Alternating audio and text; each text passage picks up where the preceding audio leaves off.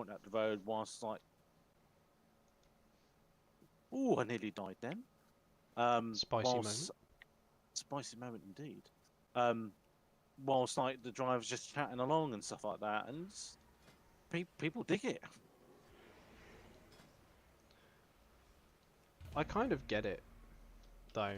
I do, because I think it's like a really... It's a form of escapism, isn't it? It's just a form of escapism, but it's not like... Yeah. It's not done in a way that you'd sit there and go, "Oh, isn't that lame? You're into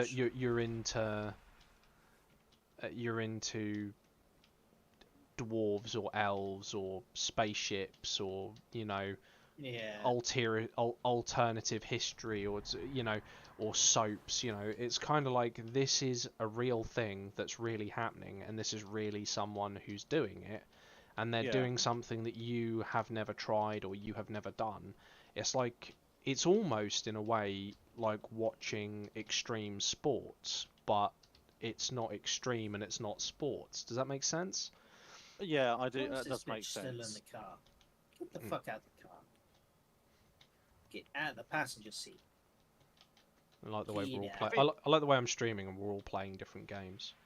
I should have labelled this a podcast. Yes. Oh, I've just got in the back. Get in the front. I've always been curious. You know, one thing I've always been quite curious of. What's that? Scav.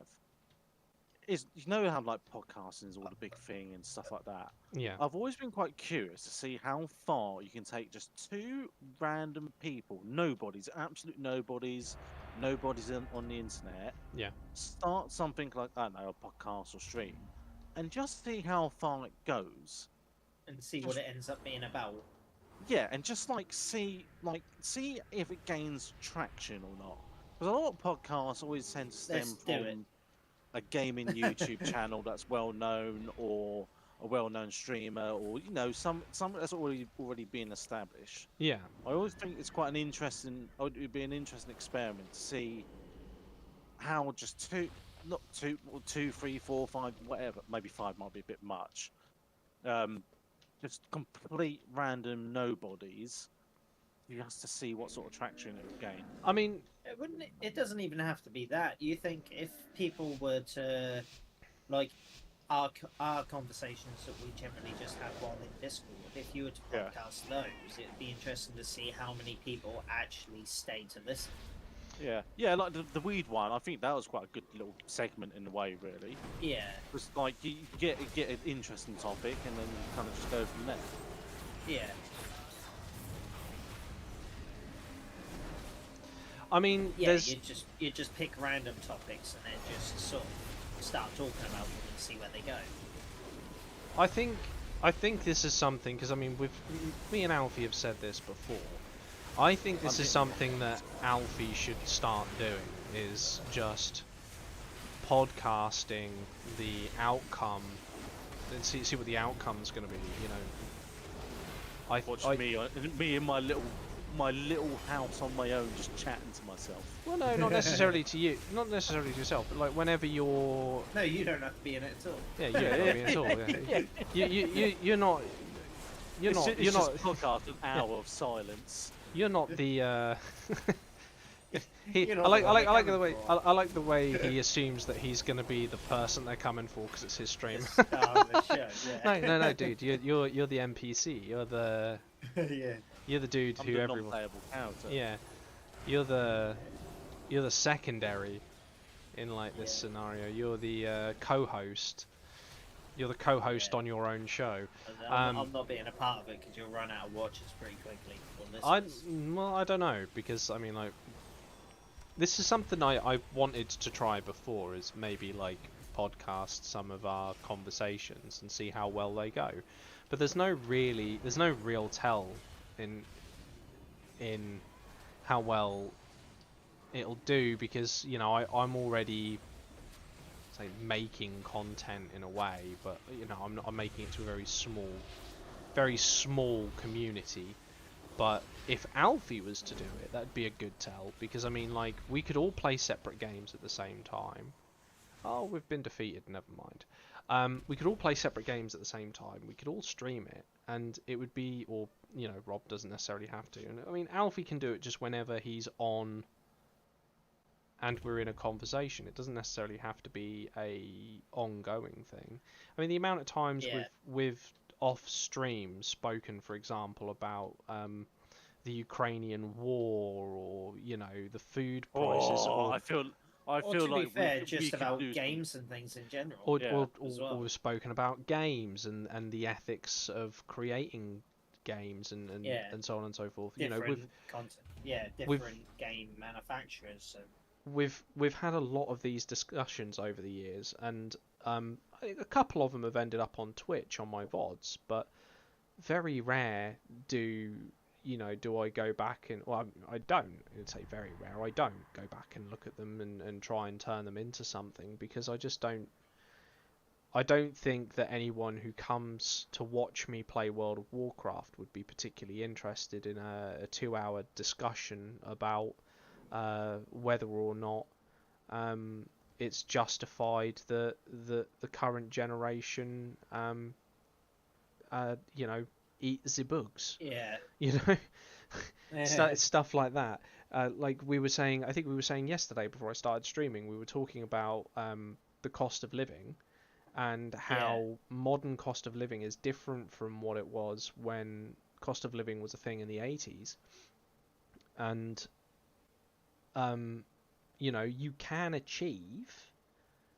Was I talking to D about this before I got home? It might have been D, because I don't remember the cost of living conversation. Yeah, I think it was actually D. I think we were talking about, no, because me and you spoke about holidays and stuff, didn't we?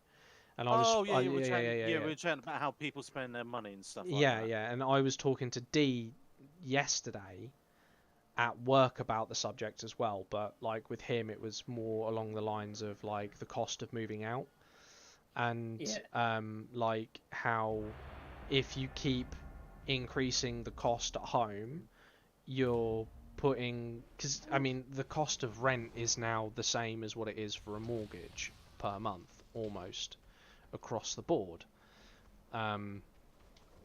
It's not quite cheaper, but it's, you know, it's not really far off, if I'm honest.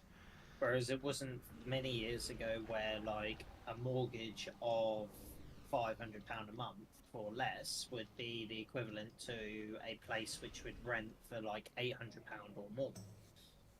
It was ridiculous. Yeah, sort of. I mean, I get what you're saying, but like that discussion we had, more to the point of what I was getting at, is that discussion we had yesterday. If we decided to podcast that's quite a relevant topic. You know, that's a real thing. Yeah. And this is why I've said to Alfie multiple times since specifically the Ukraine wars kicked off, or should I say heated up, that this is something that he should probably look into. Not for any other I'm not saying to get famous, to get lots of money, to do anything, but just to fuck that shit, man. I want that money. You want that money. He wants that YouTube. I've already got the plan, mate. I've already got the plan. Yeah. You're going to hang on a second. Hang on a second. No. I want to get semi-famous to sponsor him. Nils is here. Nils is here, and he's saying goodbye already. I would like. He didn't want to listen to the podcast. No, he wants to watch football. I would get semi-famous and then, quote unquote, leak my sex tape. Oh, you'd leak your sex tape, would you? You go, see you later, Nils. Have a good evening. Watch that football. That 22 millionaires chasing that bag of air around a park. That's ironic, which is ironic in a cost of living conversation. Yeah, I know. But you see what I mean when I say about there's a lot of things we've discussed over the years, and specifically more to the point since February 2022, which has been more, I don't want to say politicized, because I've moved away from that whole politicized thing that was in my life. I moved away from it quite heavily. It doesn't mean I don't read political material, but I don't engage with it as much. But I'd say more of an open discussion rather than an open debate. Would that make sense? Yeah. Yeah. I'm more. I think like the open discussions we have surrounding the topic of global economy, cost of living, and all these other things. I think they're all been very interesting, and I still stand by the fact I think that Alfie should either record them and post them, or he should live stream them for the rest of the world. I prefer the idea of record and edit because it just makes it.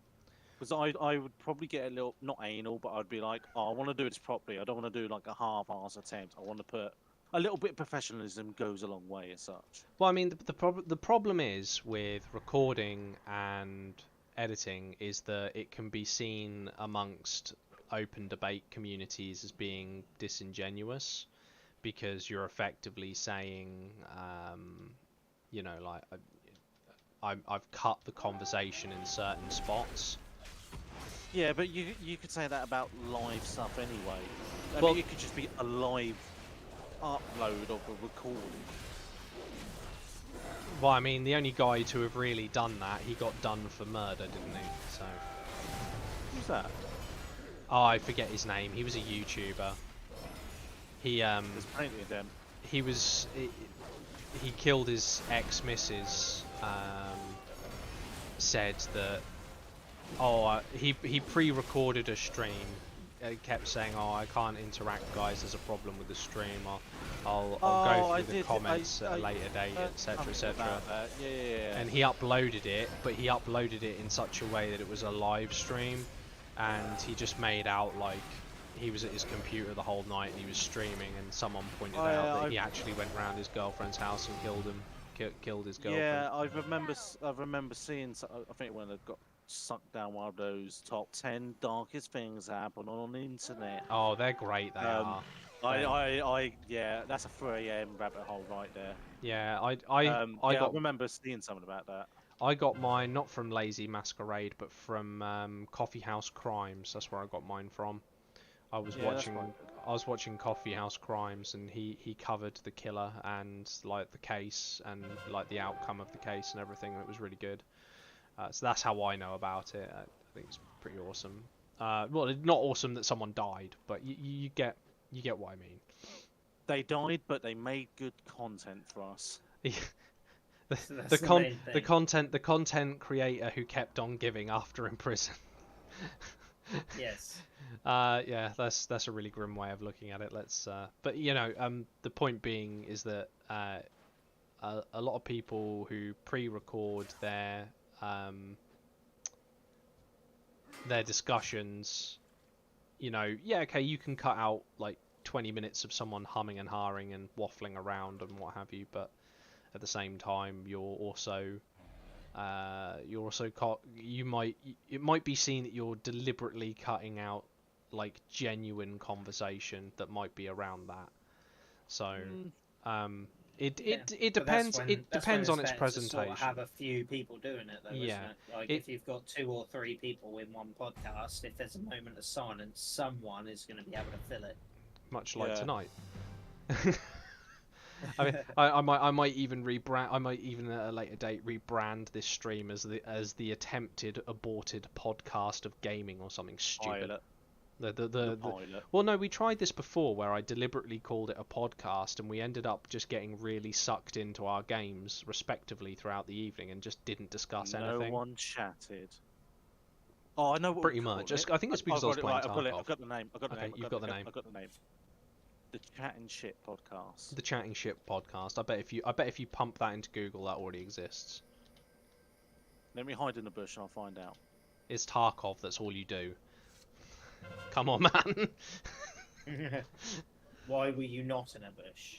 Yeah, that's more accurate. Why are you not in a bush already? Because I got shit to do. Are you going full send this wipe? I don't know. Oh, Fuck. It's already taken. It's called Chatting Shit, so we could call it the Chatting Shit podcast. Not really. That's But that's worse. yeah. Right, time to get DMCA strikes out. Oh God. I don't think we'll ever discuss anything that will grip people to any serious No, but extent. I think it's an interesting experiment though, like just to see what sort of traction. It could gain no traction at all. It could just have we could have like I don't know 10 episodes and all of them would have 0 viewers. I Or still they could think all have 100k viewers. Yeah. It's like an unknown experiment. I still think that you should give it a go. I've been saying this since February of 2022. I've been saying to you, you're at the stage where the conversations we're holding don't just hold our interest, but probably would hold other people's interests. Because when it's not like I mean, like we'll talk about a specific subject, like say, for example, holding a podcast. But we won't.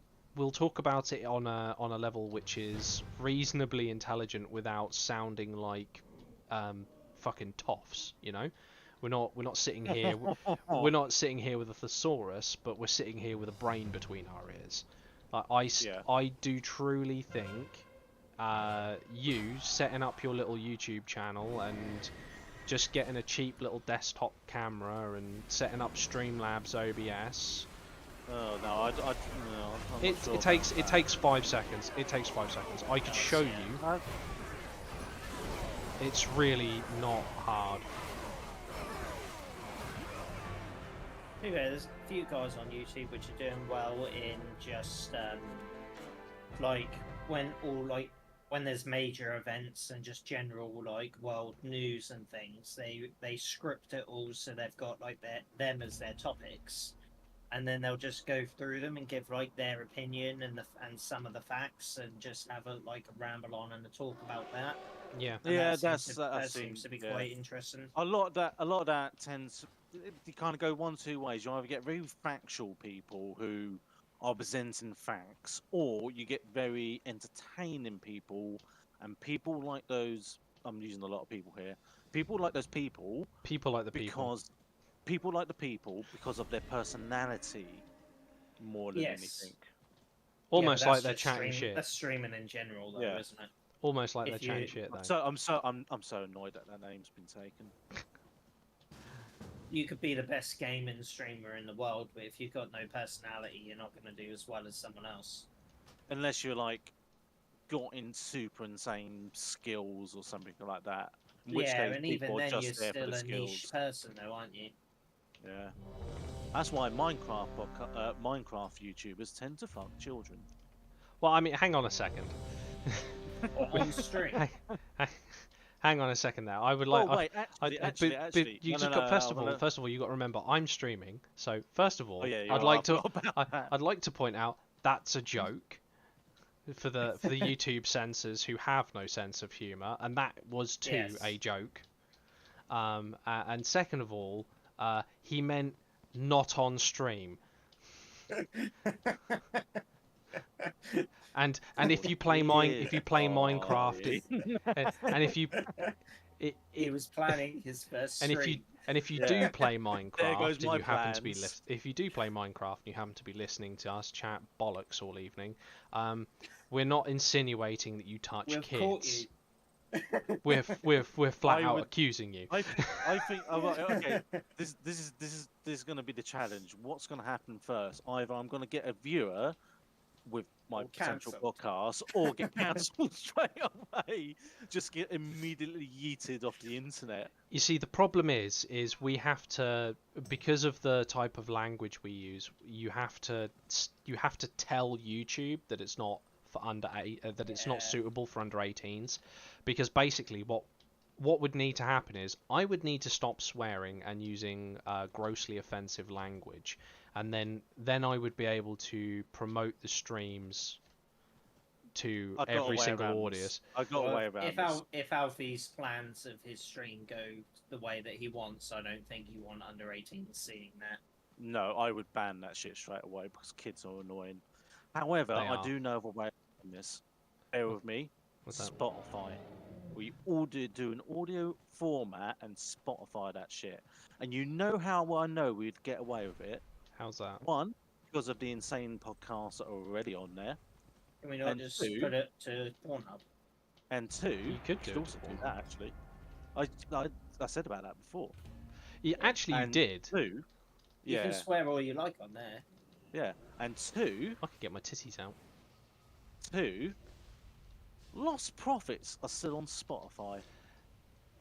Yeah. I mean, you know, just because I their do, lead which, to be singers fair, are. for the record, I do agree with the fact that it's still on Spotify. Yeah, me too. Like, I don't like the Lost Prophets, ever since like it turns out that the lead singer's a nonce.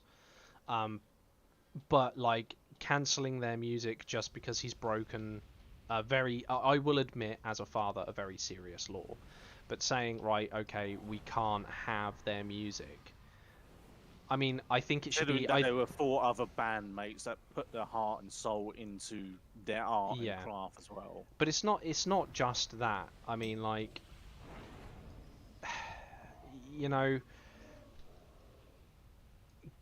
you shouldn't dictate to another human being what media they consume. As long as no one was harmed during the making of the media, then as long as someone's not being raped, coerced, murdered, etc., as long as no one's robbed, as long as no one's being harmed during the making of the media being created and it was being performed by consenting adults, i.e. 2 people talking about media, then I don't think it should be removed from the internet, even if one of those people has then been later put in prison for a very serious crime. I don't think that's fair. Like, There's the yellow flares in Tarkov. Yeah, I know. I'm just There was yellow imagining flares Alfie anyway. There sat was yellow there at flares his last desk, wipe. like just crossing out a load of things he's been jotting down throughout our Yeah, conversation. I got a Like, massive well, list. I can't Oh, I do can't that do now. that. I can't do that now. I can't do that now. Well, he's like at the top of the list. Fuck kids Behind and me. Minecraft. Just scribbled yes. that one off immediately. Behind me, Yeah, I've you just got a circled massive that one. pile of. Behind me, I've just got a massive pile of like screwed up paper. It's all got cum in it. It's his wank bank. It's how I get my ideas. Yeah. They should always say. They always say you should store your ideas. Yep, he's going to store them all in a beanbag case and then sit on it during the podcasts. The bean bag of cum. throughout the podcast series, like, oh, I've just remembered I've been chatting about this stuff, and my windows are wide open to like the outside world, and I'm right next to it. Oh, throughout, like, someone's podcasts- getting reported to the police. Again. So, throughout like my podcast series, like the bean bag just gets bigger and bigger until it turns into like a sofa. Jesus Christ. Oh dear, Alfie. I like this idea. I like the idea of being cancelled. I mean, I still think you should do it. There's I think nothing. We should There's all get drunk and then do a podcast. Oh, could you imagine me on a drunk There's- podcast? the only thing that's Especially preventing when I you. start It'd getting be going. it'd be a very a low budget one as well because it only needed 2 drinks. Yeah, it would. It'd be fucking cheap. Yeah, profit margins are going to go through the roof. Pete Paul. That's a good name. What? Just is this a fucking priest? It is a. It's a horde. Is it a holy priest? It is a holy priest. I've been polymorphed. Who the fuck's polymorphing me? It just sounds like something to I do thought you were with watching a Blazing. podcast. No. I'm just being Priest? really. What's he doing in here? No, he's actually watching Pornhub. Someone's polymorph. Well, no. What it is, right, is we were talking about fucking kids and a priest turned up, so. something paedophile. Priest. Yeah. Something. I don't know. It'd be It your was first funny at the guess. time. It was funny at the time. speaking of paedophile priests, I was here. Ian Watkins got a bit holy. Ian Watkins, what? Remind me who Ian Watkins is? Lead singer of Lost Prophets. Oh yes, yeah, Ian Watkins. Yeah, I heard he got stabbed. I heard he got like shanked real bad. Yeah. Like, real bad.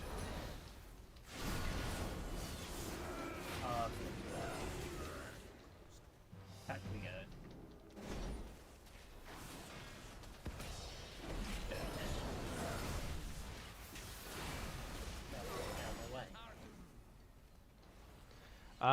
Yeah, someone in his prison stabbed him with a screwdriver or some shit.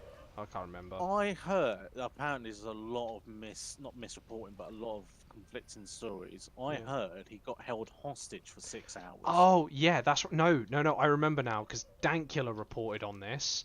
Yeah, he got held. Yeah. He got held hostage, and then was given the old stabby McFuck treatment, wasn't he? During the time, there was like conflicting reports over to the length of time. Was it like a day or was it like? Yeah, because I thought he got stabbed in the neck, so I was like, oh, he's probably gonna die then, and he was like in critical condition and all that. So I was like, oh, he's gonna fucking take the easy route out, sort of thing. But apparently he's no longer in a critical condition or anything.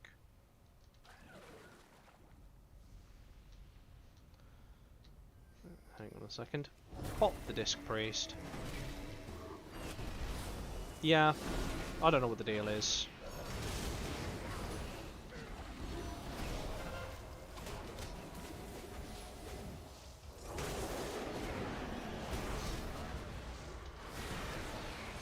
Come here.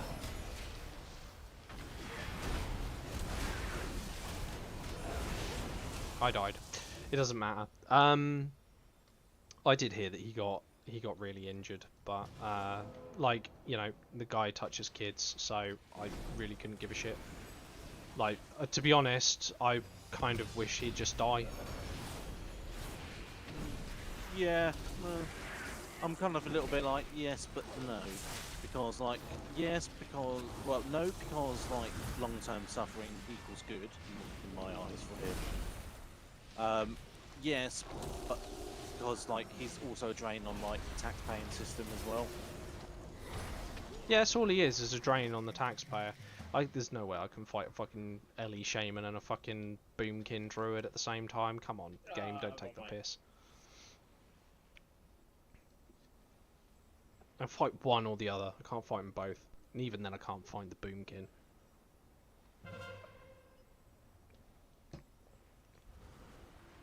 But like you could download yourself like Streamlabs OBS. You get that installed and You know, we all have it. You should have it. You know what the first thing I thought of, the first thing that came to my mind when you said you should download. The first thing that came to my mind was you wouldn't download a car. Would you? Oh, God. That fucking thing. That was literally, for some reason, my brain just immediately went to that. You wouldn't download a car. Piracy is a crime. By what metric? It's a crime that it's taken so long. It's a crime that it's taken so long for me to understand my live stream of becoming Dan Hookhand, the abominable fucking pirate, or the fact that I like you know Dan Dan the Hookhand, yeah, or the fact that they're charging so much at the goddamn cinema for a fucking ticket that like it's not actually viable for me to go to the fucking cinema. So it's you know, that, it's just like streaming services aren't exactly the greatest in the world either now. I feel like they're starting to become and they're trying to more clamp down and rip-off. charge more as well. Yeah, and whilst delivering less quality items as well. Yeah, I mean, not updating enough. potato. I mean, like I have no direct issue with how the streaming services are being held at the moment. My issue is that everyone seems to be releasing their own streaming service.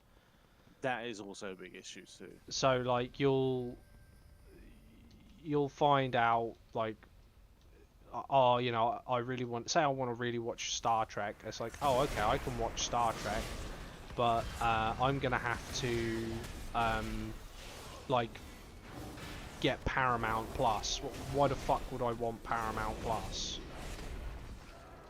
I don't like how it's now very much starting to kill off physical media as well. Because fun fact, Guardians of the Galaxy 3 in Australia Yeah. will be the last ever Blu-ray to be released by Disney. Everything else from there will be on streaming only. Oh yeah, I sort of saw a meme about this earlier. They said something about Disney trying to kill itself. I just thought, I'm not too sure how I feel about that, because then, At like, some point, cinemas and things will be a thing of the past. So I mean, they Yeah, already that's are. true. The amount they charge. They charge like obscene amounts for. they've dropped. Have they not dropped back? They've all dropped back down to £5 a ticket, though, haven't they? The Odeon fucking hasn't. roughly. The View well, has. The View has in a bid Yeah, to try and get more people I think through the Odeon's doors. Odeon's like £8. So when I saw Oppenheimer, I had me and a few others had like the not VIP seats, but well, I think they were VIP Limitless. seats. Not limitless, just like the more fancy seats. Oh, And it came to like, and it was an IMAX as well, and it came to like £12 per ticket. Yeah. So it wasn't, it wasn't. I didn't feel ripped off from it. But yeah, Well, that was cheap because we went, because we've been to the cinema a couple of times this year. We took Evie to watch Super Mario, and we went to watch Scream 6. Me and Tori went to watch Scream 6. And when we went to watch Scream 6, we looked at the cost of the tickets in Odeon and the cost of the tickets in the View, and we ended up going to the View because they were like literally half the price. And then when it came to taking Evie to the cinema to watch the Super Mario Brothers, like they wanted nearly 3 times the amount at the Odeon as they did at View, and I was like, "Are you high? I'm not paying this. That's like double the amount it would cost on a Blu-ray DVD when it comes out, which I could buy, wait 6 months and buy. She isn't going to know any different." But I was like, no, we'll just go to the View. So we parked up at the View and we watched it there. And it's kind of, in many ways, like to me, it's kind of like the end of an era because the Odeon's outpricing itself. It's pricing itself out of the market. It's going to go bankrupt if it keeps charging those sort of prices. It was already suffering. That's why they've already dropped their prices down quite a lot. Yeah. it's also like a double-edged sword as well because not as many people are going to the cinema anymore. Loads of people, myself included, to be honest, are quite happy to wait an extra 3-4 months for it to come out on either Blu-ray or streaming services or whatever. Yeah. So they've already like lost customers, so they need to jack up the price to compensate. But in doing so, they're then also putting off their current customer base. Yeah. You see, like me and Tori, we used to love going to the cinema. The two of us. That was like our biggest thing. We'd go at least once a week, and we did that for measurable in decades. And the prices at the Odeon were getting outrageous towards the end of that time frame. We stopped going to the cinema on a weekly basis, I think, in 2015. We used to go at least once a week to watch a film. And in 2015, it got to the point where it was too expensive. Yeah, well, it was only the end of last year, start of this year that they dropped the prices. Yeah. Now the View, I'll happily take Evie to the View any day of the week. The amount they're charging for a ticket is acceptable. I mean, the venues can't justify the cost of those. Like some of those tickets me and Tori went to see, some of those movie tickets were like £20 a go. I kept the ticket stubs. I used to have a booklet of ticket stubs. Tori threw them away when we moved house. I was really annoyed about that because I had a booklet of ticket stubs and it documented every single film we'd seen at the cinema. Like every single one. I kept one ticket stub. I was a bit bummed out when she threw it away, and she was like, "Oh, you don't really need it, it's rubbish." And I'm like, "Well, you know, that's kind of like our history." And she's like, "Nah, we don't need it." And she convinced me to throw it away, and then I regretted not fighting for it. But that's a different story altogether. But some of those tickets in there were like £20 a go, just for the seat. Yeah. You know. But then I suppose what for £20 on a film these days is what 2 to 3 hours. Like yeah, most big you're gonna films be there. are like 3 hours. Like what else can you do for £20 for 3 hours these days? Well, I mean, just you can do quite a lot with 20 quid for 3 hours. First of all, you can put it in your pocket and watch TV. You can, but it's not the same. You can take that £20 and you can give it to Netflix. Now we're not going to discuss what the issues are with Netflix at the moment. We'll just use that as an example. You can give it to Netflix, and that £20 is going to last you for 1 month. Yeah, but three devices high at the same definition or higher that you would get at the cinema, mobile, and on top of that you get a £5 change, so you can go and get yourself some Doritos, and that's only one ticket. You can have people over and watch as many films. It's only one bag of Doritos these days. Yeah, I know. It is only one bag of Doritos. I mean, like, it's terrible that it's only one bag of Doritos, but, you know, it's still only one bag of Doritos. That's not the point. The point is, like, I can have people over with that £20 and we can share a bag of Doritos and we can watch 2 or 3 films. If you and Tori want to go out on, like, a date night and you want to do something, then... 20 quid's not going to get you far. No, I admit. No. Like, if you want, like, you could go to a Spoons on 20 quid if you're going for the meal deals. There's plenty of places like that. You know, the Hungry Horse does deals where you can get 2 meals for 20 quid. But go be proper, Chad. Go Tesco's. Yeah. But you're not gonna get. It becomes more of a treat than something that you do more regularly. Yeah, but you're not gonna get like the same experience as you would in a cinema. I will openly admit that, but I will say seeing Oppenheimer in the cinema at IMAX was quite a nice experience. To convert these to gold, CAG, watch. We just swap them over one at a time until they're all equipped. I've not even looked. I'd like to watch Oppenheimer. Oppenheimer it's a good film. Maybe a tad overhyped. I found it also a bit difficult to follow as well, because I don't want to reveal too much and spoil it. I mean, you're not really spoiling much because we're of the generation that used to read books. So, spoiler alert, we know he makes the nuclear bomb. Yeah, there's that. You know. Okay, two things I will say, actually. One, the film is about Oppenheimer, not the bomb. No, that's just a secondary character. Yes, I think a lot of people made that mistake, as like going into the film and think, oh, it's about the atomic bomb. No, it's about the story of Rob. That's not his proper name. I can't remember his actual first name. The story is about Robert Oppenheimer, and it's a very interesting story nonetheless. Probably the first hour of the film, it follows 3 different timelines, and to begin with, it can be quite difficult to keep track of these timelines. Can I ask? Go on. Is one of them the Weasel timeline? Oh, now that's a podcast subject right there. Cover the Weasel timeline very specifically and nothing else. Sorry, I didn't mean to interrupt. I just couldn't I just couldn't resist, mate. You know, you're talking about timelines. I was just like, Weasel. So yeah, so it does cover 3 different timelines, and it can be a bit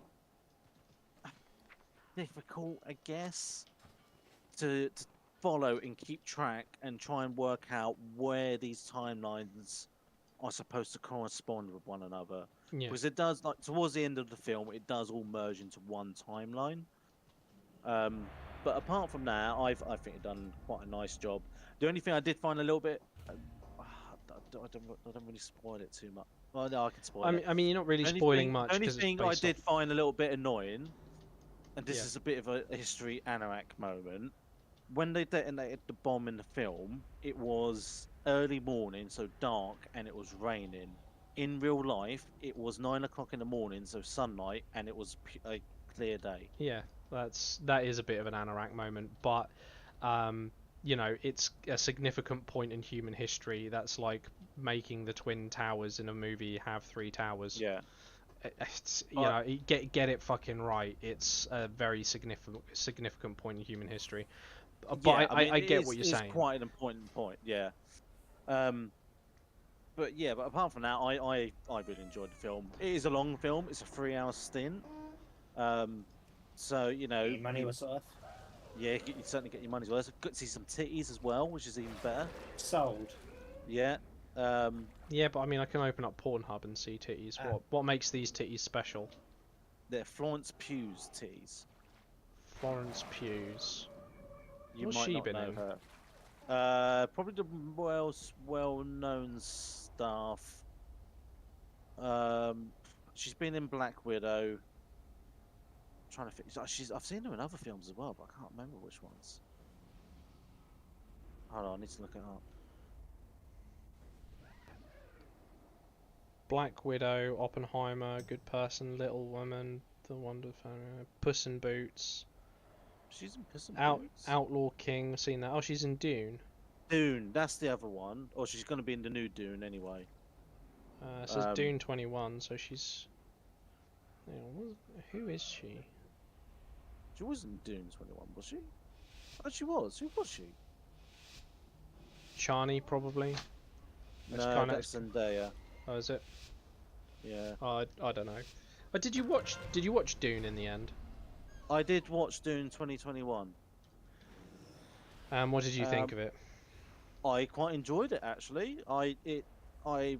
Considering I've never really like delve into the world of Dune, I actually really enjoyed it. I like the concept. I got a few little niggly issues with it. But I think that's more of a production film telling part.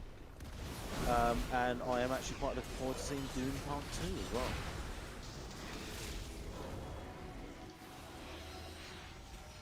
well. I had a lot of, having read all the books, I have a number of issues with the new movie. Quite a hefty number of issues with the new movie.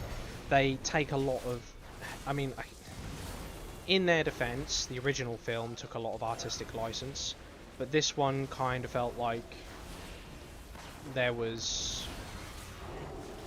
an unnecessary amount of artistic license. They missed one extremely key point in regards to Paul Atreides and his character development, which actually is a big deal. Now, I'm gonna die here. In the book, when he kills Jameis, Paul Atreides starts to cry. He's 15 years old. He's never killed a man before. He doesn't know how to deal with this, and this is alien to the Fremen, because the line in the book is something like, before this happens, Fremen don't cry. You know, Fremen do all their crying as babies, and they never cry again because it's a waste of water. And Fremen know this, so Fremen only cry when they're first born, and after they've got past their first week, they stop crying. So that bit of lore aside, which you don't really need to know for the film, but what you do kinda need to know for the film is that the significance of a man crying in Fremen culture. So they touched on it a little bit in the movie. Stilgar spits on the floor, and Duncan Idaho nearly loses his shit entirely and is like, oh, you know, don't worry. This is a Fremen sign of respect.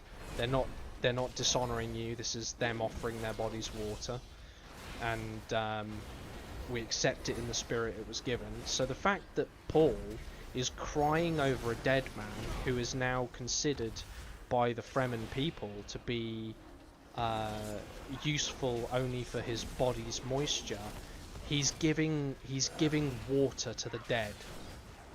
It's not seen as wasting water, he's seen as giving water to the dead, which is really, really important. And I can't stress how important it is to his character that he is seen to be doing that in front of the Fremen. The whole Muad'Dib thing that comes out of it, which spawns, like in the movie, he's in the tent and he's like, oh, there's going to be a jihad in my father's name, right? That happened in the book. He saw that coming a mile off, but that's only possible because the Fremen see him cry. It's not possible because he doesn't have any mythology surrounding him other than what the Bene Gesserit has set down, and they're extremely suspicious people, the Fremen. So I was really annoyed when they left it out. I was like, this is seriously integral, not just to Paul's development, but it's integral to the Golden Throne. Without him crying over the dead, without this one specific act of him crying over the dead, the jihad never happens, the Golden Path never happens, his son is never born, his daughter is never born, nothing happens. Like, the whole reason that book pivots on that single moment, and for just the writers to casually fucking ignore such a serious point in his plot development, I was not happy, as you can tell. Now, you're talking to someone who's grown up. Like, I grew up with Dune like most people grew up with Lord of the Rings. I want to point that out. I grew up with the games, I grew up with the books, I grew up with the movies. I've read nearly all of the books. There's a couple of them I refused to read that were written by his son. Well, they weren't. His son slapped his name on them. They're actually Kevin J. Anderson's little fucking pet projects. He managed to get fucking wheedled in there, but that's, again, me just being pedantic. So one of the criticisms of the film, and I'm basing this purely off the film and as someone who has no knowledge of that universe, is the term thinking machine. Now, it's obviously quite like, as you watch the film, it's obviously quite apparent that technology doesn't exist, i.e. computers. Yeah.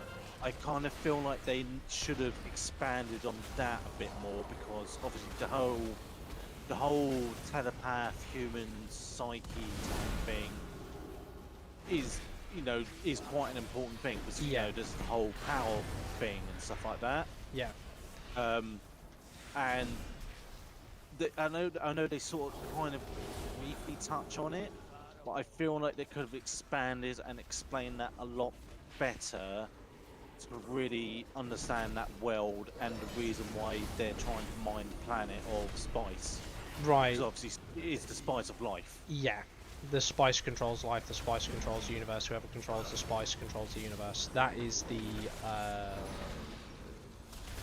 effectively what is being said, and that goes down to something that happens in the books known as the Butlerian Jihad. So the human race create AI. This is the whole backstory to Dune, which got its own book later on. They create these super advanced AI. The super advanced AI suddenly decide, well, we don't really need humans. So what we'll do is we'll convert some into slaves to make more of us, and we'll convert the rest into, just soil, basically. So the Butlerians, which is one of the ancestors of both House Atreides and House Harkonnen, which is where, again, the feud between the two houses actually stems from. That's something separate, though. I'm not going into that because that'd take too long to explain. They rise up against the machines, and they win. And it's the Emperor. I forget the Emperor's name at the time, but the Emperor was part of. I believe it was originally House Carino, which later came back into power as a result, which is the Emperor Shaddam IV's house, who is Emperor in the movie. He decrees, being the newfound Emperor of the human race, that there is to never again be a thinking machine. So a breeding program stretches out, and we have the Bennett Lilacs, who are like basically engineers for the human body. They build these people called mentats, and what the mentats do is they process mental arithmetic at the same speed a computer does. That's when their eyes roll back into their head in the movie. Thutha Hawat is a mentat in the movie. He is the house mentat. So like they're basically human computers. It's like, they're like uber geniuses, but they've been genetically engineered.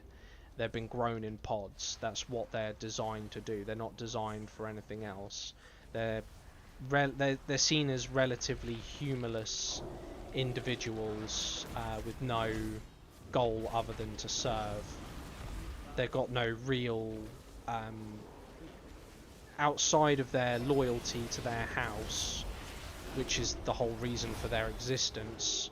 They've got no personality. They're pretty basic people.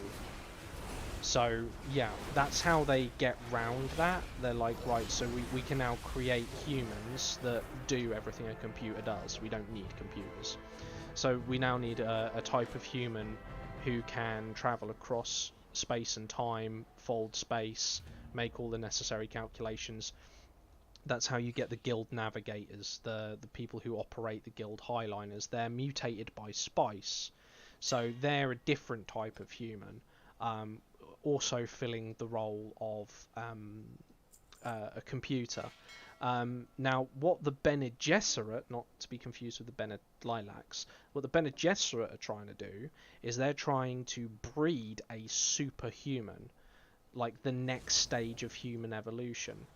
And this ties into what comes in to be later known as the Golden Path. Now, the superhuman is supposed to be able to transcend space and time without moving, the same way a guild highliner pilot does, but without the machine, without the guild spaceship. In the movie, the spaceship doesn't move, it's more like a portal. In the book, it's a giant ship that goes through fold space to end up where it needs to be. If you rewatch the 2021 movie, it's more like a portal that they fly through, which is not cool because it means they're not going to do the Golden Path bit, but that's kind of not really prudent. If you're not going to do the Golden Path, you don't really need to know much about the Guild Highliners. But they also need a human who can like do super calculations at the same time, and he needs to be like mega ninja. He needs like all of the things that were banned from a machine and more, which is where Paul Atreides comes into it, because they think he is the Kwisatz Haderach, or the superhuman, who is going to bring about the next stage of human evolution. which goes on to the Golden Path, which is in the later books. But I won't delve into that. As you can tell, I know a lot about Dune. Now that's partly because I've been reading the books for more than half of my life, and I have read the first one no less than 5 times. I still think it's overhyped space fluff, but I do enjoy it. And I have not seen anything about any of them. Yeah, you're not really missing out. I mean, I'd say you are and you're not. If you're really into space wizards, it's a great film. It's like so much was brought about. Like, without Dune existing, you wouldn't have Star Wars, you wouldn't have Warhammer. I mean, you would. I mean, in theory, someone would eventually come up with these ideas, but these ideas stem from Space Wizards, which was not really introduced with Dune, but made popular with Dune. Dune was like... I still need to watch the Star Wars at some point. I've not really watched any of those. They're pretty good fun. They're family films, really. They're not the same as Dune. Dune's not really a family film. Dune's more of a real... There's a lot of rich story there in Dune. And they skip over so much, and they make... There's a number of assumptions that are made in both movies. Like, one of the assumptions that's made, for example, is that there's no guns. Mm-hmm. Because everyone's running around stabbing each other, whereas in the book, it just simply says there was a battle. Yeah. And that's kind of it. You know, there was a battle, end of story. And that leads to them assuming that everyone's using knives and swords. Now, it doesn't mean that they aren't completely wrong. There is Duncan, Idaho, for example, is a blade master. And as a blade master, he specializes in sword combat. So there's quite a lot to draw on. In the original film, there's more use of guns than there is in the new film. The new film's just almost solely knives. But one thing they did keep true is that in the book, he says if you use a las weapon or a laser weapon against a modern shield, personal or ship-wide, you create a nuclear explosion from the reaction, which is like, oh, holy shit, you know. And then you realise he's just painted himself into a massive corner with that. Because if that's the case, you would just have suicide squads wiping out your entire enemy force. You wouldn't at any point not field suicide squads. You'd say like, oh, if you go out there and you fire this, we'll keep your family minted for generations. That's all you would do. Yeah. But there seems to be very much no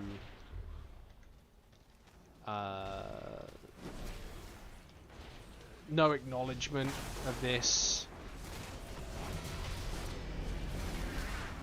which is a bit sad, because, you know, there's so much that... Oh god, this guy is just really... Shut up. He's spamming on the fucking microphone. Demo build, please.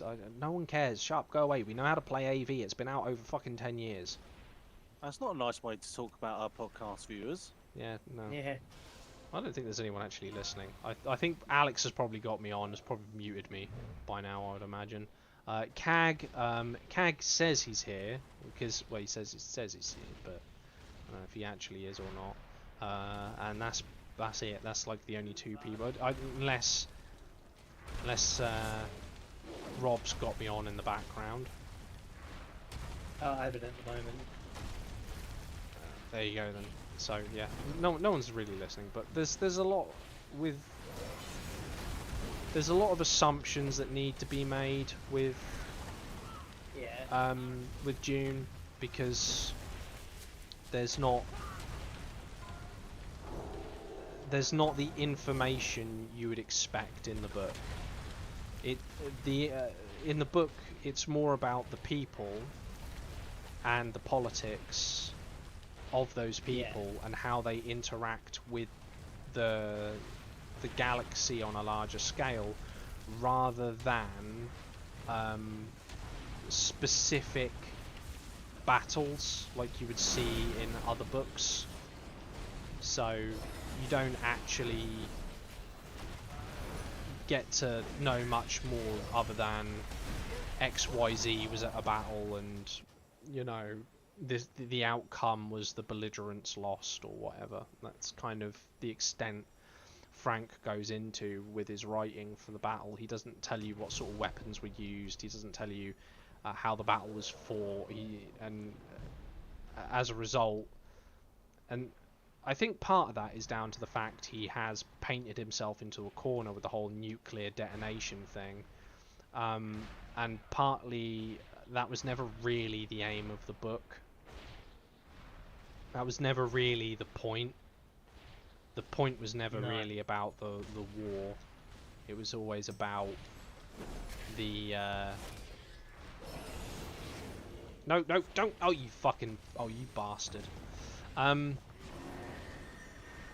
It was always about, like, you know, the overall plot rather than the specific individual cases, which is fine, you know. But that's why Dune gets hailed as being like this great, forever winning movie, or even franchise or anything like that. But really, it's, you know, I'd say it's mediocre. Without it, there's a lot of things that you don't have. There's a lot of things that don't get inspiration. But I don't know. Like, I thought the movie was good fun. I was still really pissed off that they didn't put in.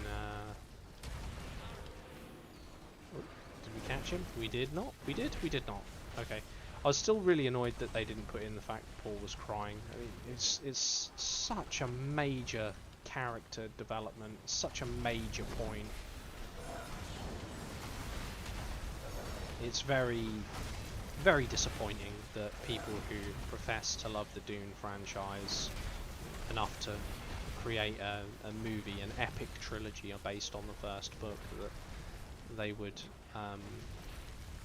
leave out such a significant, well, the only significant thing, really. So I've ever since I watched the film, I've never really fully got over that. You know, there's only so much. I'm just at a loss for words. They didn't put it, as you can tell. Oh, hello. Where did he go? He's ran off. Oh, he's running again. Come back here. Come here. Where you gone?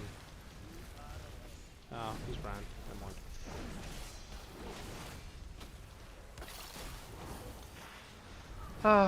mind. Did my long-winded answer your question, Alfie? Yes. Okay, cool. Sorry about that, but it is, like I say, Been very long enough that he has forgot his original question. probably. I wouldn't blame My him. original question. There's just a lot to Dune. There's so much to unpack with Dune. In the time that you went through all that, I managed to do it raid on Woods. Okay, well, that's like a good half an hour. It was actually 14 minutes. Okay, that's still a good 14 minutes.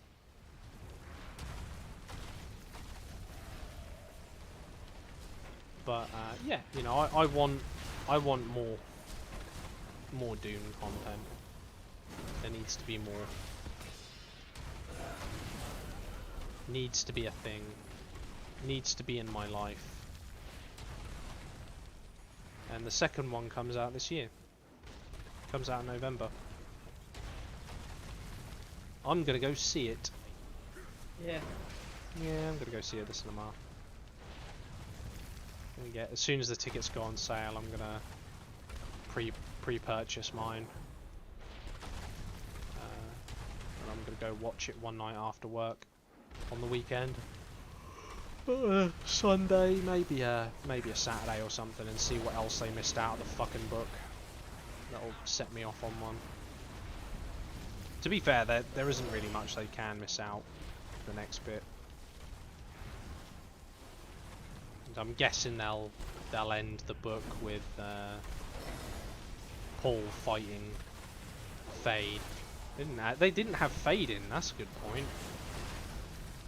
They had Raban, but they didn't have Fade.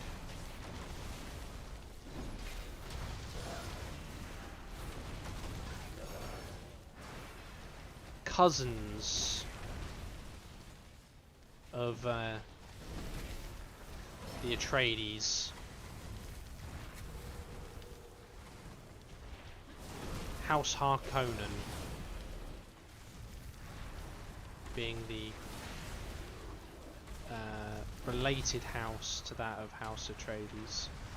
Supposed to I think one's supposed to represent harmony and country living, and the other one's supposed to represent chaos and industrial living.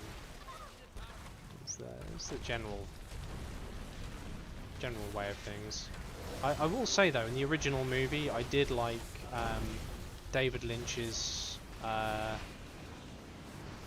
heart plug thing he put in. That's something that made it into later video games as part of the franchise. Heart plugs were cool. And Atreides with their sound weapons, that was also pretty awesome. Have we just won this battle? We just smashed it into oblivion. We have. Okay, that was easy. Easy win. Easy win. Easy pickings. Easy pickings indeed. Next question, Alfie. What is the next question? That's a good question right there. That is a good question right there. I will show you a feature on Tarkov you might like, actually. I don't know, man. A genuine feature? A genuine feature, something they haven't fucked up and is actually pretty decent. Go on then. Let's hear it. You're on Tarkov?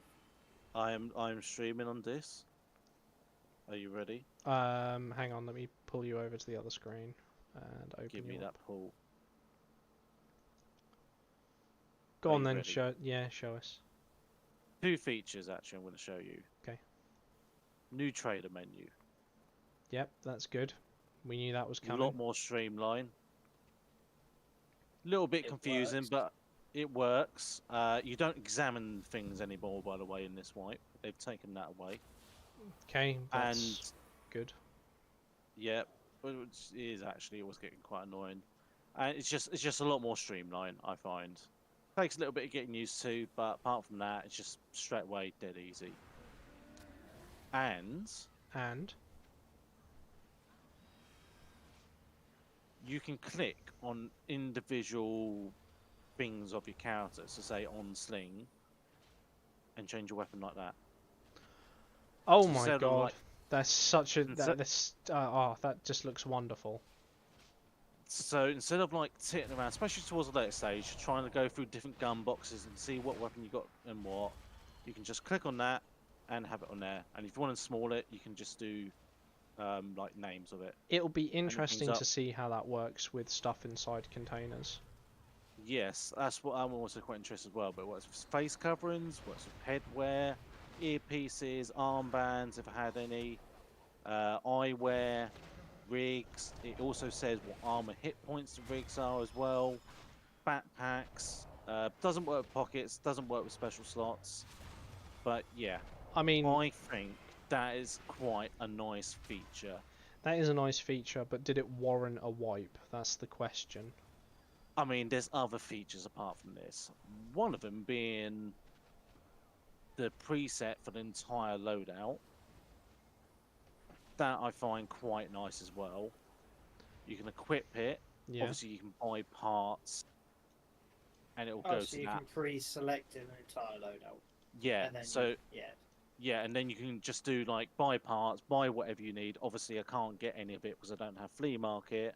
But once you Yeah. get to a later stage, if you've got a particular loadout you like to run all the time, you can set it up to how you like it. Do a preset for everything. I don't know how. Yeah. Actually, let's see because I've got Or a you site can, on that or you basis. can pre-buy everything and then just equip the loadout, do a Yeah. run, equip the loadout, do a run. Oh wait, I think I've already got that site in my stash. To be fair, that's why probably it's not showing up. I don't know how well it worked with very modified guns, but again, it's a nice little quality of life feature I quite like. It shows improvement. It does show improvement, which is nice. Yeah. It's my issue's never been the improvements they've done. It's been the speed at which they do them for the amount they charge for the game. That's always been my issue. If you're charging £150 for a video game, I expect these improvements to be made pretty fucking quickly. And the fact that the game has almost ran its entire life cycle and the game is still not out, would indicate to me that It's you a know. life beta. Yeah, it's a beta. You knew what you were signing up for. Yeah, Yeah. I hate that cope line. I hate that cope line. It's like, oh, but it's a What's beta. that? I can smell. It's the Tarkov code. Yeah, it's like that worked back in 2019 when you know the game had been out for 2 years. Like it was released in 2017. Yeah. You kind of expect it. It's like 2017, fine. 2 years in beta, that's okay. They're making all these promises. By the start of 2020, it's going to be a release. Blah blah blah. You're gonna have streets. We're gonna have arena. We're gonna have all these amazing things. Fast forward another 3 years. Streets still isn't finished or released. The map issues revolving around the part of Streets they have got out is still not fixed from the previous patch. Yeah, You've still got we've still got a number of maps that aren't even available yet. We've got even we're still missing like half the stuff they're promising. But despite all of that, it still ticks a box, and we'll all still play it. Speak for yourself there, I'm afraid. We're talking this is the game's now 6 years old. There's very few video games. I mean, I know I'm playing World of Warcraft. I would like to admit to that immediately. There's very few games out there. There are Cover that basis straight away. But the point being, there are very few games that reach the age of 5 years old that people are still playing. Generally, a game. Generally, a game. We'll still play it, whether we miss a wipe or two. We're still gonna play it. Yeah, I suppose so. Maybe. I think we'll have to. I think we'll have to wait and see. Yeah. Well, so far. Because we've all missed wipes here and there, but we've always gone back and we've always played it. I've never fully missed a wipe. I've always played at least a handful of raids every wipe. I've missed one complete wipe. I'm leaning on completely missing out this wipe. Because fair, it's going to wipe in December. This is the wipe to do it. Yeah, it's going to wipe in December. My plan when I stopped playing last wipe was to completely miss it out this one.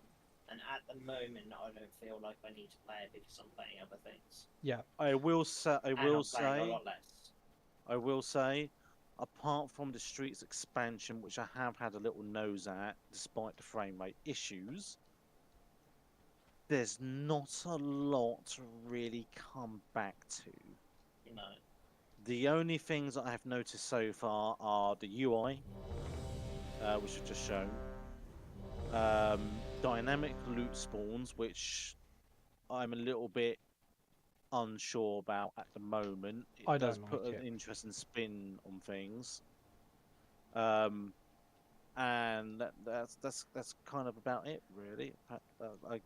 I mean, there's a few other features which I've not yet tried. Apparently, there's a cell defense feature with your scav. So instead of like putting everything in Yes, your I heard that. stash, yeah, you can just sell straight defense. But I cannot, for the life of me, make my fucking scav spawn. It just forever gets stuck in a trying to find session. Yeah, maybe because more people are just using scavs to try the new feature. Maybe. Yeah. Yeah, So I'm just running PMCs at the minute. There's a new boss which I'm not too overly I fussed hear about. he's the only way you can get the LMG. So far, but They've that's they've they've said that they're not gonna put his. You're not gonna be able to buy it on the flea market. It's gonna be a non-tradable item, and none of the traders are gonna have that item. So the only way you can get it is by farming him. So that's gonna be okay. interesting, because we know from personal experience how easy it is once you learn a boss's pattern, how easy it is to farm them as a group. So I think the new meta for this wipe, I should imagine, will be people boss farming, because if they're I didn't think they were going to do it when they said about making stashes dynamic. They've actually gone ahead and done it. I think you're just going to see people go back to boss farming. That's what will happen. It'll go back to boss farming, and then they'll complain because everyone's got too much good gear really early on. Because that's what happened to the wipe we all got our cappers. The following wipe said too many people had access to too good equipment, so we're going to reduce the boss spawn rates. And it's like, dude, it doesn't matter what BSG do, the community will find another way to make more money. And the problem is the more they nerf a specific thing, the more money you'll end up making off the new thing. The The thing best is, the best example of that is look at Sneaky. Sneaky played for 3 months last wipe, and he made 400 million in cash plus what he had in his stash. yeah, but Sneaky's might as well be a fucking Tarkov cartel member. Well, he He very could well run the might be. Tarkov. Yeah, he could run the Tarkov cartel. Yeah. But the thing is, with like the whole idea of people are finding the meta must kill this meta, is that you can't kill a meta. You can't. All No. you want to do is just change the meta. Yeah, I agree. You've also 100%. got to remember that within 3 months, they keep put in the same amount of time as what we did in an entire wipe. Yeah. Also true. It's not like He's got. It's not like he put in half the hours. He stopped working. He was back home for like pretty much 3 months, and he spent all day every day on Tarkov. Yeah, he did.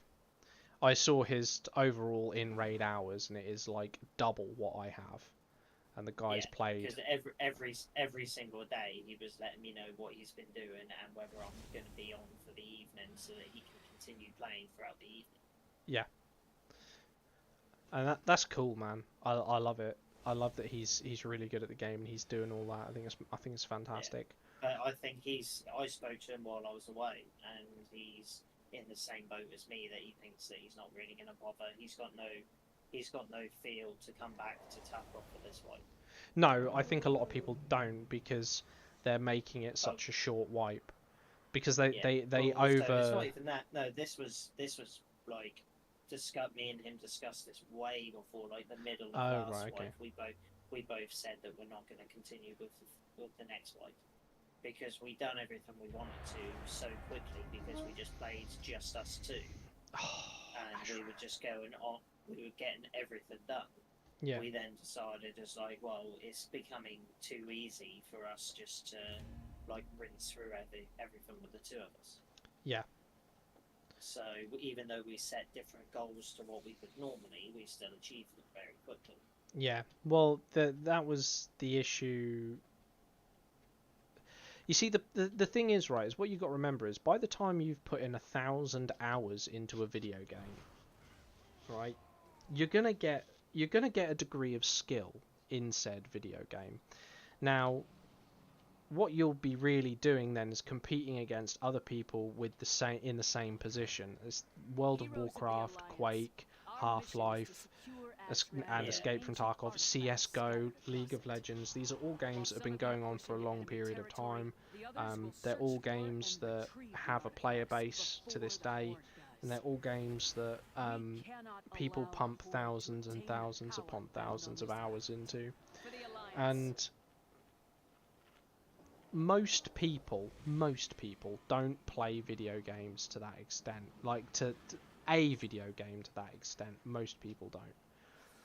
And you're gonna find it easy once you reach that point. You're just going to. Tarkov's not. It's not that difficult of a game. Like I'm not good at Tarkov. I'm very average at the game, but I still can scroll through most. Now this goes to what I was saying.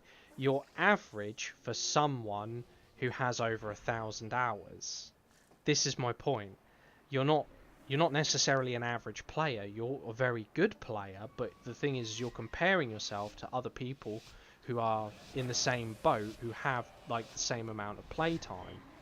See, I would consider myself to be an average player, but when you look at the amount of hours we've all pumped in, I have less hours than everyone else, I'd imagine. Probably, maybe. I mean, I've got 2,500, I think, in raid hours. Yeah, I don't and I've got anywhere near that. And on my second account, I had. have 1,000. I think on my second account, I've got 500. But oh, hang on. What is going on? We've split up into two groups. I don't want to do this. I want to go this way. No, leave me alone. My plan for this wipe was to ignore this wipe and possibly go back and play WoW for the duration of this wipe. Well, I mean, you're more than welcome to. I'd love to play WoW with you. which I still may do. I'm just working out whether I want to go back into it because whether I have the time. Because when I play WoW, it's like the hours that I put into the Tarkov. Well, so it's very similar. But what you've got to remember, like this is the first time I've turned my PC on for this week. Yeah, well, what you got to remember is WoW at the moment is not like the beast it used to be. So it used to be that you'd spend 30, 40 hours a week just leveling, and then you'd reach that point where you've done all your leveling. Now it's time to hang on, which way am I supposed to be fucking going? Where the fuck is my entire team? I'm confused. Have they gone up here? I'm so confused. Yeah, they have. They've all just ran up here for some random unknown reason. Let's go join them. Seems like a fucking waste of time. I don't know what the fuck these guys are doing. It's just so confusing. Like now, you can get to level cap in probably about 10 hours. You do that in a week. I mean, you could do... If you're playing 30 hours a week previously and it was taking you 4 weeks to get to your level cap on one character, you can do 3 fucking characters a week. You know? That's a significant difference. That dude has 1.5 million hit points. I'm not fighting him. I look like a cunt.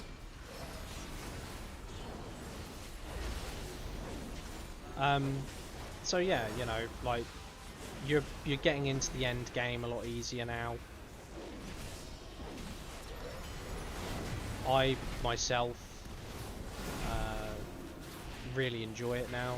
Like I didn't spend forever leveling, and I can just quite happily, go on to raid find a group of people to play with. I can queue for PvP like I am tonight, and just happily mind my own business. Yeah, I've predominantly just been Yeah, I just do PvP. But it's the fact now that you don't have to sit in, you know, /4 for 2 fucking days to try and find a raid that's just gonna fall apart in 2 minutes.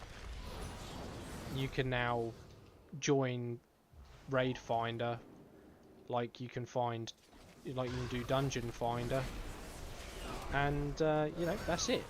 You're into a raid. You're into end game content, and you can just keep playing it until you complete it. Yeah.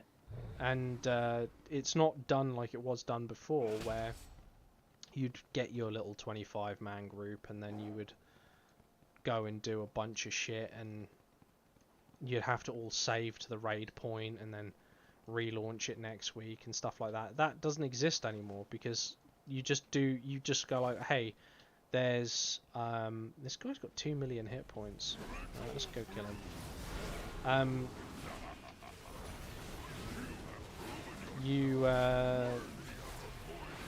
The dungeons, the raids were always split into wings, so all you're doing is queuing to join, say, the first wing, and then once the first wing's completed with your group, you just join the second wing, and so on and so forth.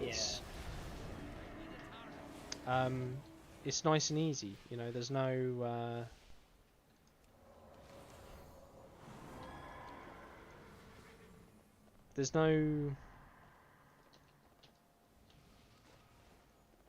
they've taken away the length of time it takes to do shit.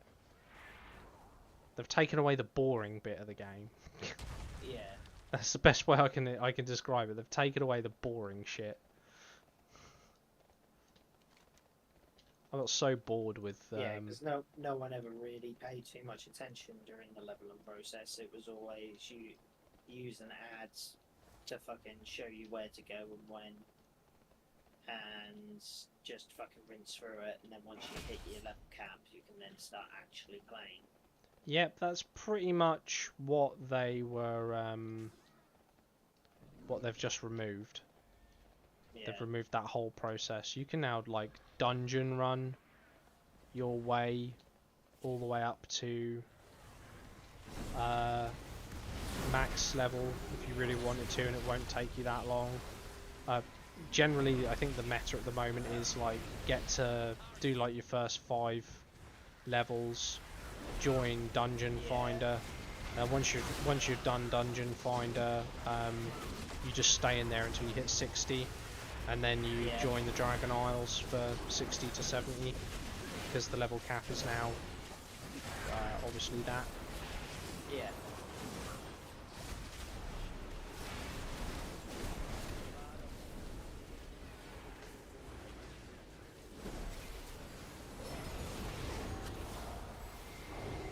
I have been disorientated.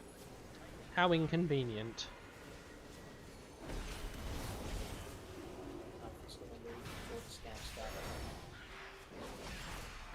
Bad shout, to be fair. Yeah. I need my fucking food items for a Yay quest. And the gas hand as well. Nah. Yeah. One day they might change the tasks and the order in which they come. Well, they've been discussing that, haven't they? They've said that They have changed. They have changed one task I've noticed. Yeah. Shooter born in heaven. Oh, No longer need to have at least like so many meters. You just need 5 headshots on each map with a bolt action. Yeah. Oh, it's got to be with the bolt action. That was the thing that. Yeah. Yeah, that was something that a lot of people were asking for, though. Yeah.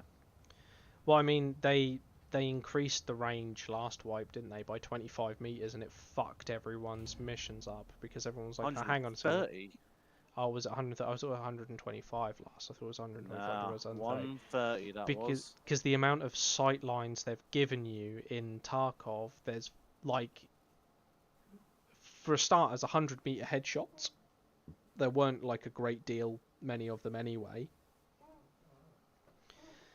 And then, you know, increasing the range even further. It's nice that they've made it a item prerequisite for like bolt actions instead, because that just means people like, and not a range thing, because people like myself who like to play with bolt actions are now back in the mix, as it were. But that's how I think no matter what they do, you're always going to have people for and against, aren't you?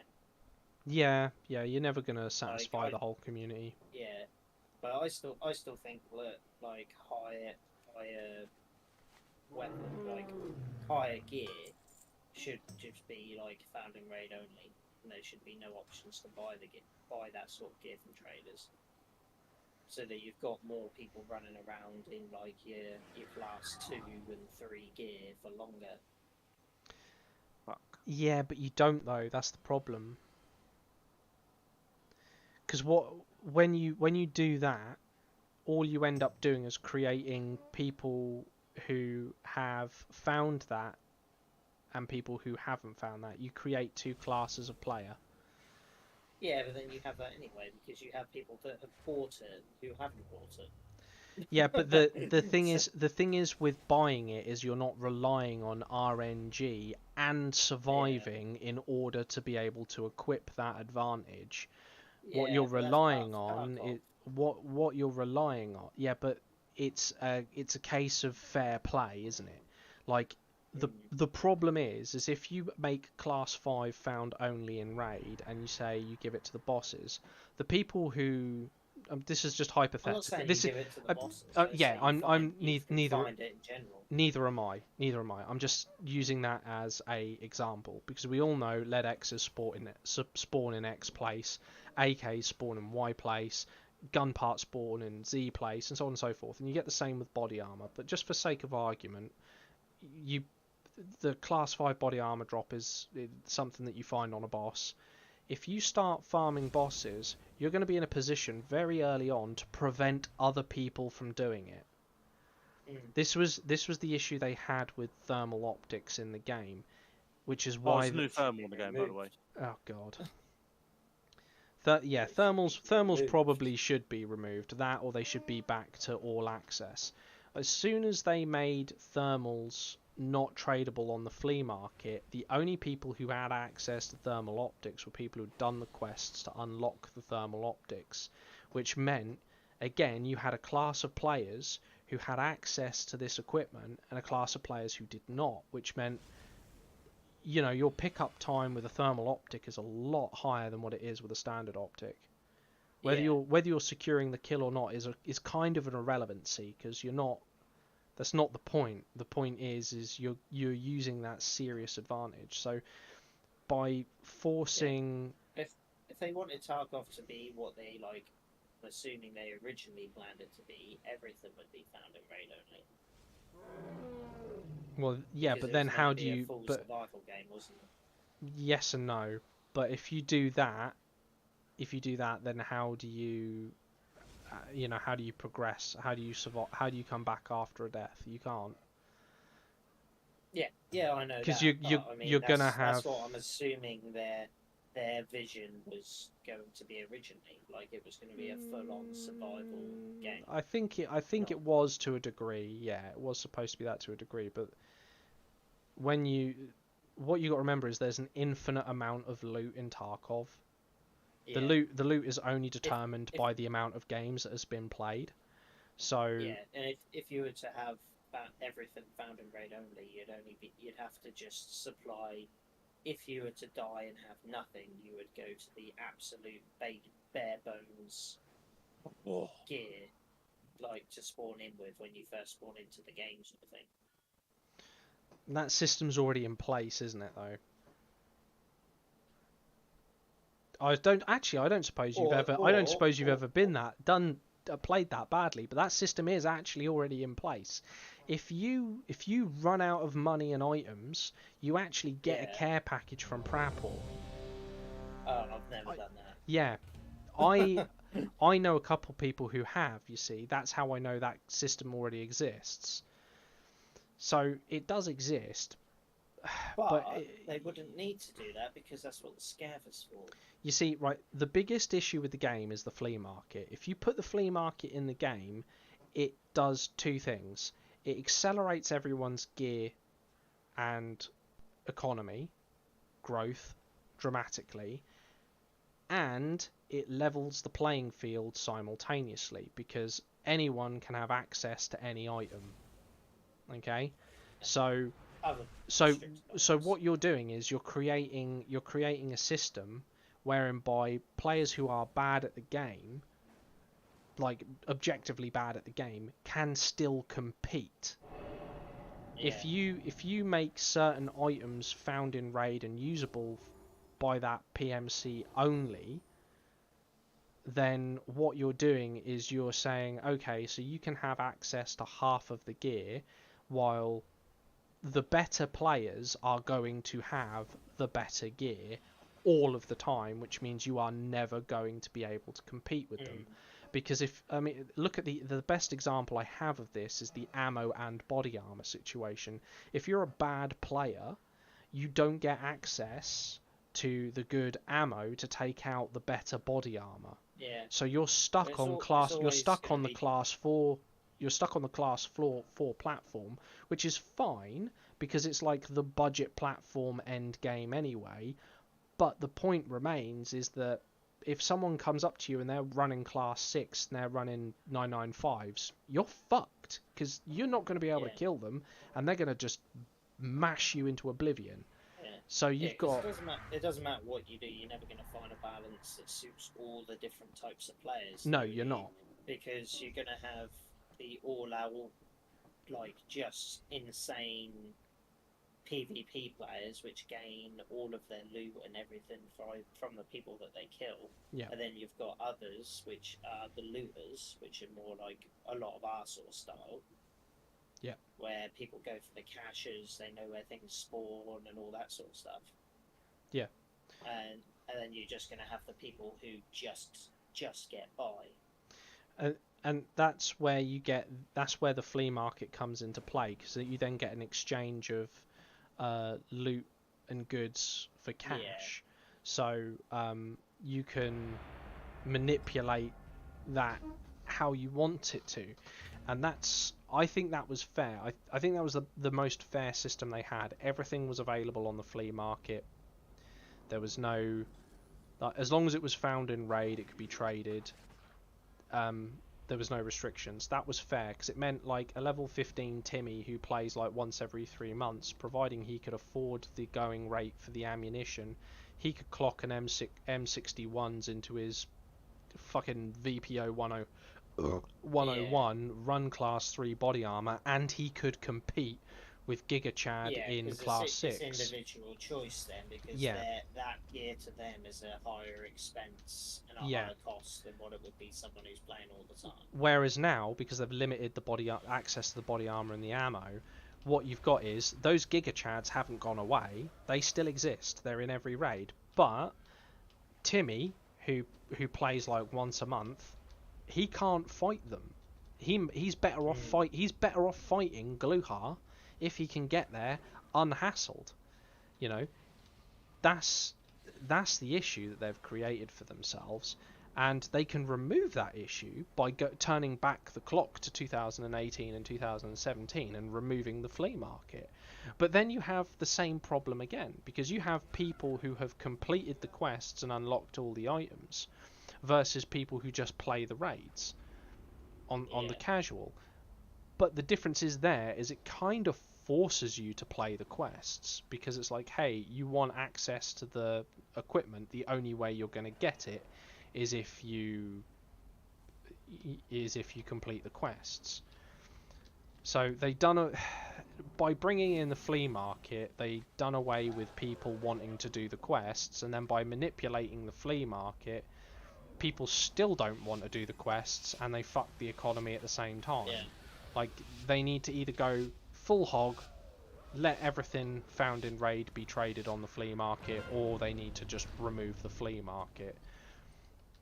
That's my opinion. That's not like an objective result. That is just literally sole opinion on the matter.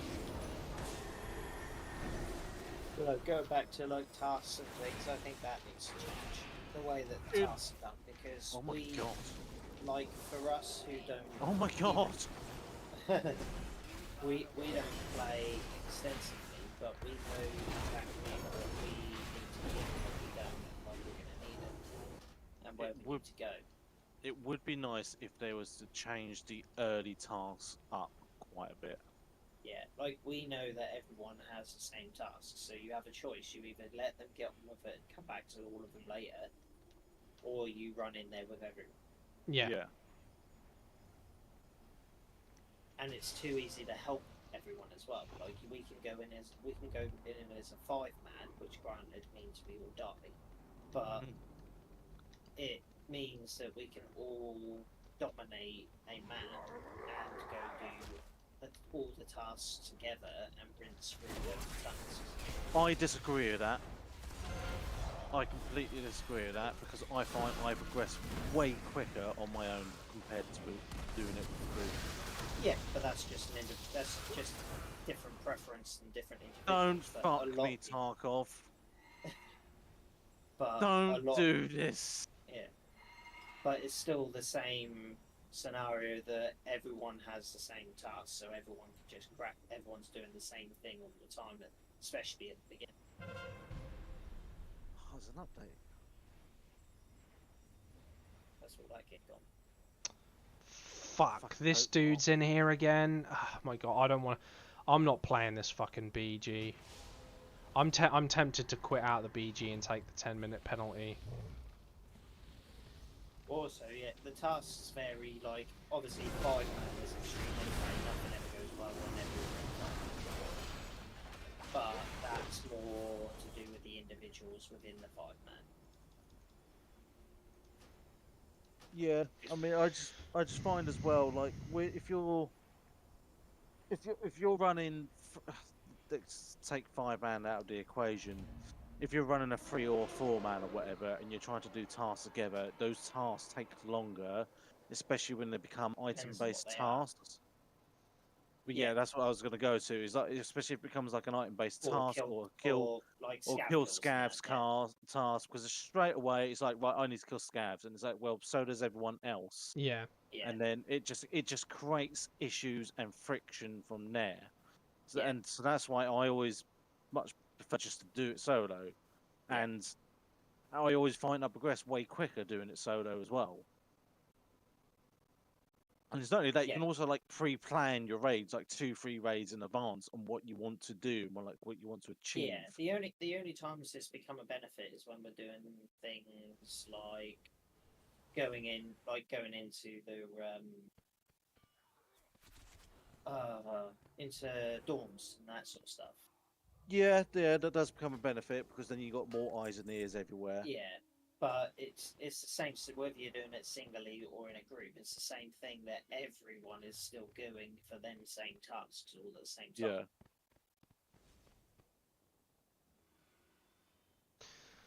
Right, I'm just gonna end the stream because it's late. Podcast. Oh, the podcast. It wasn't really a podcast. It was more of an hour-long rant about June. But yeah, I'm gonna end the stream because I'm gonna go get some water, and I'm just gonna let this timer for 15-minute penalty. Thank fuck for that. Run out. I've got all my stuff out of raid. Oh, nice one. I got a 15-minute penalty for leaving that BG early. That's the first time I've rage. Well, I didn't rage quit. That's the first. That's the first time I've quit out of a BG in probably well over a year. That's only because I recognised 2 of the players in there on the other team, and I was getting 2 shot. I was getting 2 shot every time I left spawn, and they were just farming us. I'm not going to play a game where I'm going to get farmed every time I die. It's pointless. I'm just going to sit there. I'm going to say the R word. I was just going to sit there on a death screen. I'm not sitting there on a death screen for 30 seconds a time to die in 2 seconds to sit there for 30 seconds. There's no point raging within the game. No, you're not. you may as well exactly, you may as well just quote unquote rage quit, because there's no point in sitting there taking it. You're just wasting your time. Exhibit A. I may as well just like stand around in the main city doing nothing for 15 minutes, and that's not going to be very interesting for anyone to watch. So I'm going to end the stream here. I don't think there'll be another battle after this anyway, because it's now already 10 to 11, which is when I come off anyway. So that's it. That'll be me done. It's Friday today. You won't see me stream on Saturday or Sunday, and you won't see me on Monday either. But that might change in the near future, depending on how things go. I think the little one's going away on a holiday with her mum up Scotland, see family. So there's going to be at least one surprise Monday stream. I'm going to do, I don't know, probably something I don't normally do, like an RTS or something stupid. So I'll see you. Yeah, get my nipples out. Get OnlyFans tattooed onto my chest. Something stupid. No, get your Only Dads account. Oh, my Only Dads. Yeah, I need to get on Only Dads. Yeah, get Only Dads on the go. You guys need to come follow me on Only Dads. You need to pay, and you can have provocative pictures of me standing around with cups of coffee, looking like I need to get some sleep. In a very dad-like manner. Yeah, wearing nothing but like Y fronts and carpet slippers. Oh god, get the old grey socks and sandals on the go. Yeah. Looking like I'm just pissed off with the world. To be fair, it looks like that's I've just basically described me every single morning. So make from that what you will. Anyway, either way, I'm going to end the stream here, so I'll see everyone next week.